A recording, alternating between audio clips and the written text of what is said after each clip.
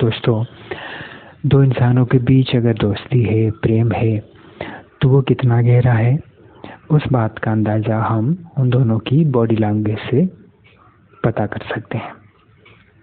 ये तो आप भी एग्री करेंगे। महाभारत युद्ध पांडव और कौरवों के बीच में तो हुआ था। कौरवों के पास ज़्यादा लोग भी थे, काफ़ी ज़्यादा लोग थे उनके लिए लड़ने के लिए। फिर भी पांडव उनसे ज़्यादा ताकतवर थे और उनके ताकतवर होने का एक बड़ी वजह था कृष्ण और अर्जुन का दोस्ती, उनका एक दूसरे के प्रति प्रेम। जब पांडवों का वनवास खत्म हो गया था, तब धृतराष्ट्र ने संजय को पांडवों के पास भेजा था, ये तो हम जानते हैं। और उनका मेन जो कारण था वो ये था कि पांडवों का मनोभाव को समझे, क्या वो अभी भी अपनी राज्य वापस लेना चाहते हैं या नहीं। अब संजय पांडवों से मिले और उनका सब बातचीत सुना, और जब वो वापस गए धृतराष्ट्र के पास, तो धृतराष्ट्र ने उनसे सब कुछ पूछा कि वहाँ पे कौन कौन थे, क्या क्या बातें हुई, वो सब। और फिर आखिर में उन्होंने ये पूछा कि तुम जब कृष्ण और अर्जुन से मिले तो वो दोनों क्या कर रहे थे और कैसे बैठे थे।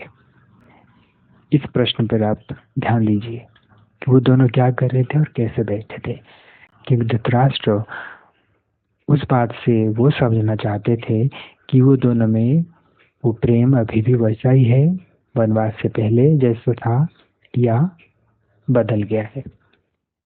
क्योंकि कौरव हमेशा ये चाहते थे कि अगर कृष्ण और अर्जुन के बीच किसी तरह से भी फूट पड़ जाए तो उनका काम आसानी से हो जाएगा।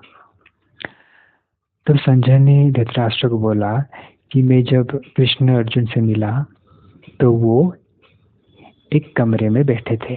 एक बहुत ही बड़ा सुंदर कमरा था, उसमें कृष्ण, अर्जुन, सत्यभामा और द्रौपदी, ये 4 लोग बैठे थे और आराम से बात कर रहे थे। कृष्ण का दोनों पैर अर्जुन ने अपनी गोद में ले रखा था और धीरे धीरे दबा रहे थे। अर्जुन का एक पैर सत्यभामा की गोद में था और दूसरा पैर द्रौपदी के गोद में था। इस तरह से वो चारों आराम से बैठ के बात कर रहे थे। ये बात जब धृतराष्ट्र ने सुना तो वो समझ गए कि उनकी दोस्ती और उनका प्रेम अभी भी वैसा ही है जो पहले था, और ये पांडवों की सबसे बड़ी ताकत है।